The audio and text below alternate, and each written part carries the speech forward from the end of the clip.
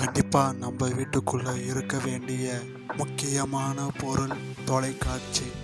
இதுக்காக நம்ம ஒதுக்குற நேரம் ஒரு நாளில் 3 முதல் 5 மணி நேரம் வரை, வாரத்திற்கு 20லிருந்து 30 மணி நேரம் வரை, வருடத்திற்கு இது 2000 மணி நேரம். இன்றைய தொழில்நுட்ப உலகில் பலர் வேலை மற்றும் பொழுதுபோக்கிற்காக தினமும் 8 முதல் 10 மணி நேரத்திற்கு மேலாக கணினி பிசியில் செலவிடுகிறார்கள்.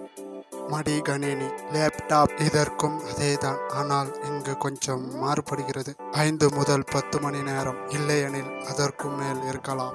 நம்ம சட்ட பாக்கெட்ல இருந்து பேண்ட் பாக்கெட்டு வரைக்கும் ரைட்டு லெப்ட்னு தாவர உயிரில்லா பொருள் தொடர்பேசி. இதுதான் என்னைக்குமே நம்ம கையை விட்டு போகாது. டச் போனுங்க.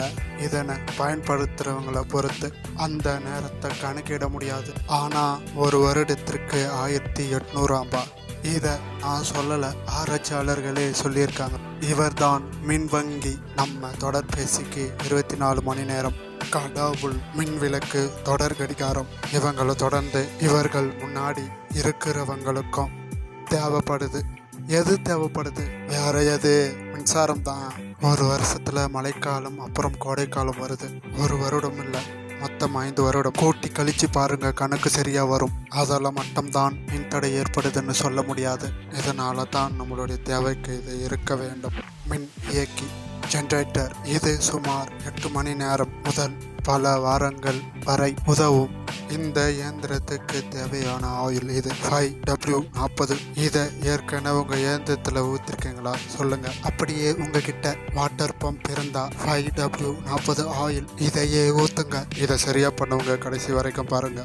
இந்த வண்டி பல குடும்பங்களை காத்த காவல் தெய்வம். இதுக்கு டிவிஎஸ் ட்ரூ 4 ஸ்கூட்டர் ஆயில் கொடுங்க.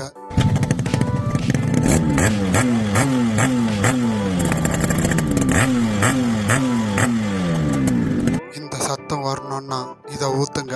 வேலைக்கு போய் நல்லா சம்பாதிச்சுட்டு இதை வாங்கலாம். வாங்கிட்டு வெட்டியா ஊரை சுத்தலாம். வண்டி நல்லா ஓடணும்ல, அதுக்கு ஆயில் தேவை. அதுக்குத்தான் வேலைக்கு போய் ஆகணும். வெத்தா இருக்கிறவங்களுக்கு எத்த காமிக்கிற வண்டி. இந்த வண்டியோட ஆயில பாருங்க, அரசருக்கேற்ற அரசி மாதிரி இருக்கு.